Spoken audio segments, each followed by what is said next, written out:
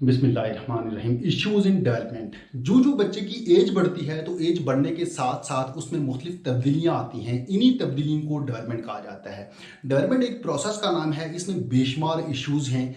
जो सबसे बड़ा इशू है उसको कहा जाता है कंटिन्यूटी वर्सेस डिसकंटिन्यूटी। मुख्तलिफ साइकोलॉजिस्ट के दरमियान ये बहस रही है कि डेवलपमेंट का प्रोसेस कंटिन्यूस है या डिसकंटिन्यूस है। एक ग्रुप का मानना था कि डेवलपमेंट का प्रोसेस कंटिन्यूस प्रोसेस है, जिसमें सबसे फेमस साइकोलॉजिस्ट वाइगास्की था, और दूसरे ग्रुप का मानना था कि डेवलपमेंट का प्रोसेस डिसकंटिन्यूस है। इस ग्रुप में जो सबसे फेमस साइकोलॉजिस्ट था वो पियाजे था। डिसकंटिन्यूटी से मराद स्टेजेस हैं। वो तमाम साइकोलॉजिस्ट जिनकी डेवलपमेंट की थ्योरी में स्टेजेस हैं, उनका मानना है कि डेवलपमेंट एक डिसकंटिन्यूस प्रोसेस है। एक स्टेज के बाद ब्रेक, फिर दूसरा, फिर ब्रेक, फिर तीसरा, फिर ब्रेक, फिर चौथा, यानी हर एक स्टेज में स्टेज और दूसरे स्टेज के दरमियान ब्रेक है।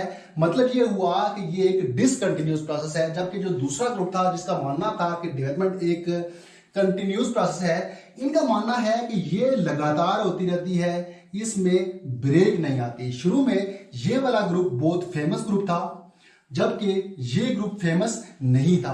इन दोनों की अलग अलग राय थी। इसका मानना था कि ये डिसकंटिन्यूस प्रोसेस है, जबकि वाइगास्की का मानना था ये कंटिन्यूस प्रोसेस है। इसका कंक्लूजन क्या हुआ? बाद में इसका कंक्लूजन ये हुआ, आजकल जदीद तहकीक से ये बात जाहिर होती है कि डेवलपमेंट का प्रोसेस एक कंटिन्यूस प्रोसेस है, ये डिसकंटिन्यूस नहीं है। और यहाँ सवाल ये पैदा होता है कि हम स्टेजेस को क्यों पढ़ते हैं? Development is a continuous process for understanding we use stages.